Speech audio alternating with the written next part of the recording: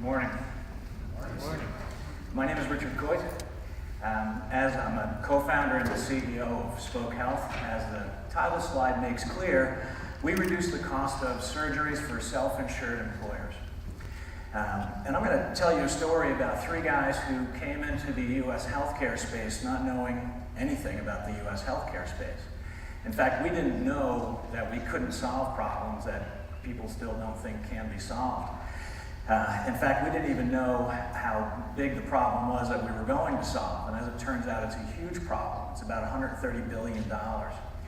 That's what self-insured employers spend on surgeries every year. Now, there are a few things about us that are really exciting.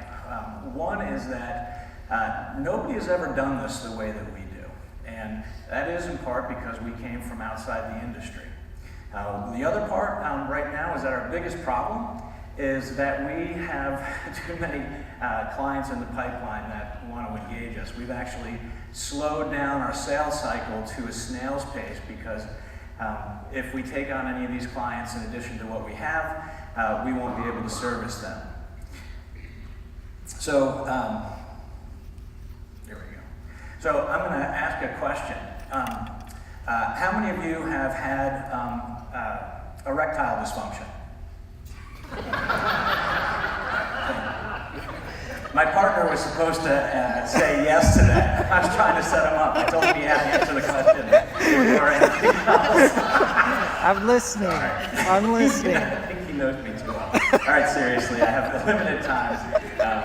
So the question really is, how many people here, show of hands, how many people here have had a surgery? Okay. Wow, you people are sick. So you can count me in that group as well. I've had quite a bit of work done on my shoulder. If you're like me, then you didn't shop around at all. I didn't shop around. I wish I had, because I found out after I had a screw loose, in my shoulder, and I had to go back and get it taken out and put back in. That would have been nice to know, but I didn't call up 5 or 10 different surgeons or facilities and ask how much it was going to cost, because to me it didn't really matter. To me, I was going to pay about the same because of my deductible and my insurance. But, there we go. I wish I had done my homework. Partly because if I had, I would have found out that I could have gone to one of the top surgeons in the area in the specific procedure that I needed, and the surgery would have cost about $18,000 less. So, for us, that's the kind of savings that nobody else in our space can capture. And it is absolutely critical that self-insured employers do capture the kind of savings that we deliver. Surgeries are the largest segment of healthcare spend, and it is the most expensive healthcare decision that employees make. In other words, the most expensive decision in the largest segment of spend is being made by people who do not consider the cost. So I'm up here talking about self-insured employers. I want to make sure everybody knows what they are, and I'll also go ahead and explain the key part of how our program is different and how we capture such significant savings. So self-insured employers, that's the most popular form of private insurance in the country. About 92 million people in America are covered by self-insured programs by their employer. There's about 50 million, give or take, employees that are covered in there. That's a key metric for us because we get paid by the number of employees that we cover. So the big difference, though, between self-insured employers and traditionally insured employers is that they rent the network. They take their money and put it on the line. They don't pay premiums to the insurance companies.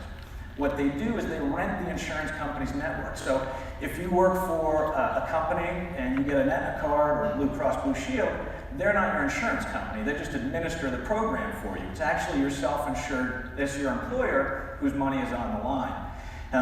And again, because the way that we as employees and individuals make our decisions in surgeries, that means that it's a big problem for them. As the slide shows, you should, those dots there represent the different providers in any network. Networks are designed to be access-driven. You get the absolute best and the absolute worst, the most expensive and the least expensive in any given network, and there is no correlation between cost and quality. So what do? We have the first market-based healthcare system, or healthcare platform out there. And so the first thing you'll notice, and I'll go back, if you look at the size of those dots, as soon as you get outside of the insurance networks, you actually reduce the cost of surgeries. Now, the first thing that our system does is when it goes out into a new market is it searches for the top 25% of surgeons in each specific procedure that we cover. Then it finds out where they have admitting rights and identifies the top-rated facilities where they have admitting rights. The next thing it does is it finds the lowest cost providers. And because there is no correlation between cost and quality within the healthcare market, you can actually get the best and the lowest cost all at the same time. So again, how big is this? How big a problem? $130 billion a year is spent by self-insured employers. The surgeries we cover represent over 60% of the surgery volume.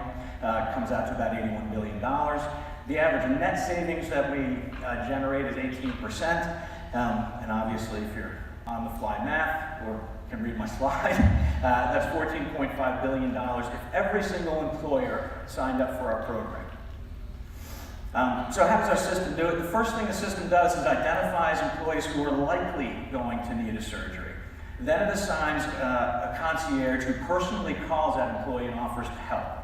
The next thing that it does is it brings the employee into an online shopping portal. Again, this looks like a consumer experience, and for people who don't know healthcare, this just looks like something you would expect. Nobody does this. In fact, we were talking to an airline recently. We went to this and they stopped the conversation and said, this is a game changer. Everyone will adopt this in the next year and a half or so, but they will not adopt the way that we get our better prices. So how do we go to the market? Again, it's a very large market. We work through a traditional channel program. We work with the largest consultant brokers out there, the benefits brokers, and then also what's called third-party administrators. Those are the companies that actually administer these programs. The reason we do that is because the sales cycle going after the types of businesses that we would be a year and a half. What we found, though, is that our sales cycle is about 6 weeks. So, for example, Lockton, we met with them for the first time 3 weeks ago, and I'm up to 7 minutes already. Good God, I talk slow, or a lot. By the end of that 1 hour meeting, they had already given us clients that they wanted to bring to us and set up the meetings by the next day.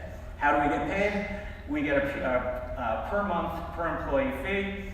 The $3 here is for the kind of labor force that it would be a professional services firm, for example.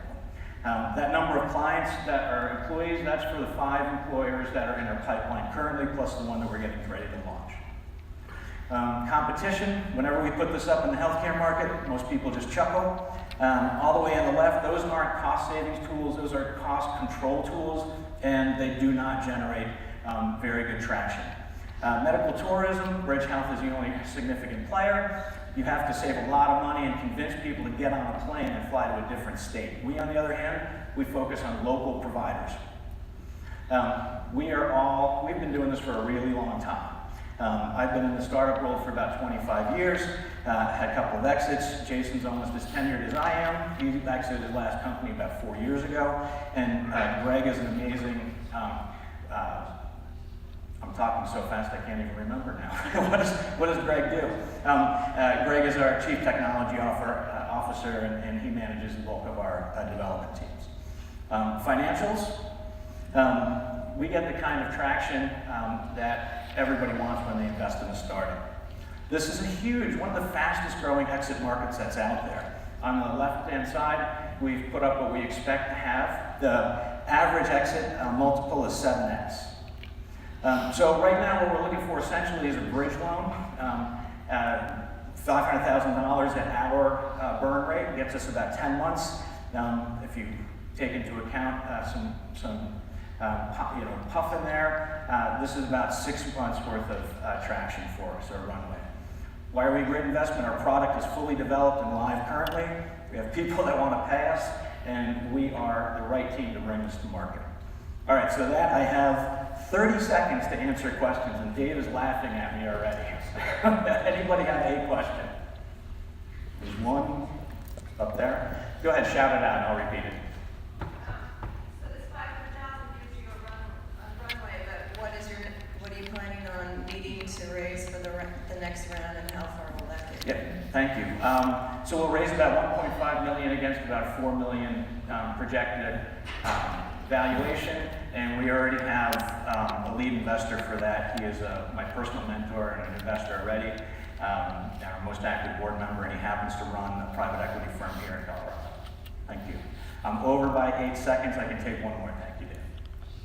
Please. Rich, you said you go out to the employees most likely to need a surgery. How do you identify them? Thank you.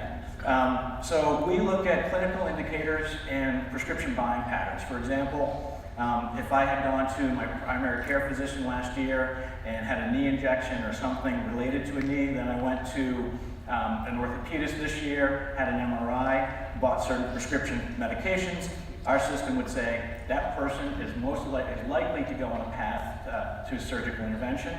That allows us to assign that concierge who reaches out before that employer dependent has made their decisions of where to go.